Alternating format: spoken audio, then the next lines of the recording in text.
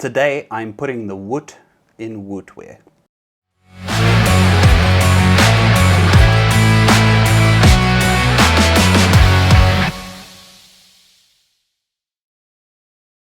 Welcome back to the channel, guys. I trust you're all well. Today, thanks to Wootware, we are going to be looking at the ASUS TUF VG32VQ1BR, which is a massive 31.5-inch QHD monitor. So, as is normal, we'll be looking at the design, the features, the specifications, but what is also normal is let's look at this unit a little bit closer.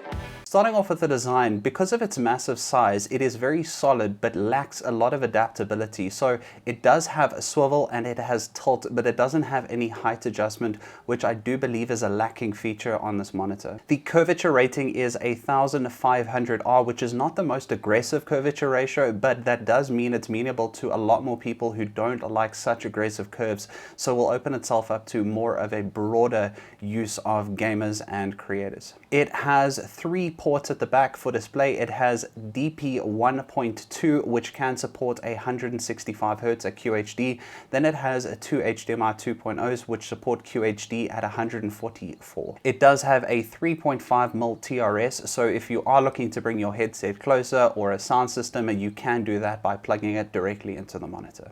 This monitor does have speakers that are integrated, and these are 2x2 watt speakers, which aren't abundantly loud, but you definitely can hear them.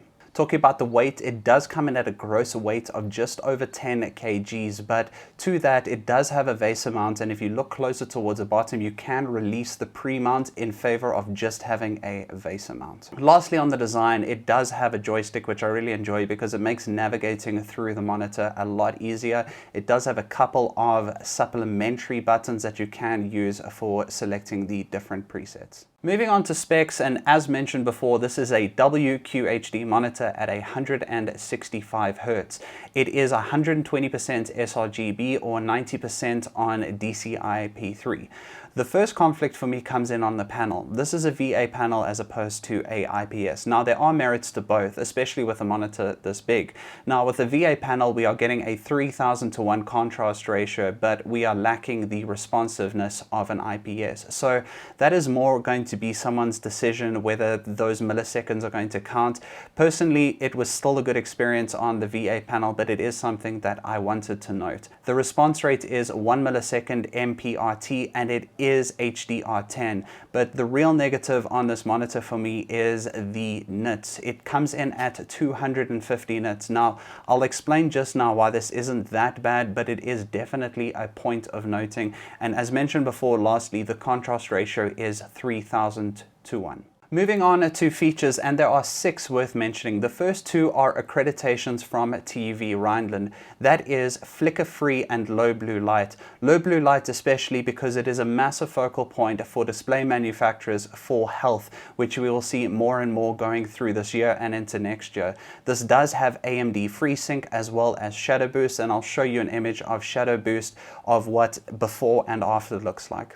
This also has Game Fast, which decreases the input latency or input lag, as well as extreme low motion blur, which is obvious because it's a technology that is to create less motion blur on your display. Moving on to the performance, I promise the spider is coming at one point where I'll be able to measure these things fully and accurately, but the overall experience was really good for me. It must be noted that some people say that with this monitor they did experience ghosting a little bit.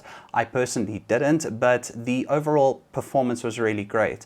The 250 nits wasn't that noticeable. When I read that it was 250 nits, I was like, wow, really? It seems a lot brighter than 250 nits. So in performance, I really don't want to say that the 250 nits are negative because I didn't personally notice it. Maybe my eyes are going, but again, I just wanted to mention that for a reference point. It's time to conclude. Now, this was the longest I'd ever used the 31.5-inch monitor, or the longest extent of time, and at first it was quite a bit to get used to because it's quite a large monitor, but over time I really started to become accustomed to it and started to enjoy it. So the curve was really nice, it wasn't too aggressive, so it kind of molds into the ability to play games or do design work, which I do a lot of. So really enjoyable experience. The only thing is, or the two negatives would be the nits, in which I'd like to see that higher, but again, I wouldn't have even noticed it hadn't I done the VESA testing. But more notably on the design, I would like to see it with the ability to adjust up and down. That's extremely important to me, at least. It's a big plus that it does have speakers, but if you are looking to get a QHD monitor and good value for money, I do honestly believe that this is a great value for monitor screen, and it comes in at 8699, and I'll put a link in below as to where you can get it from Wootware. I do hope you enjoyed this review, and I look forward to seeing you on the next one. Don't forget to subscribe and give a thumbs up. Cheers and goodbye.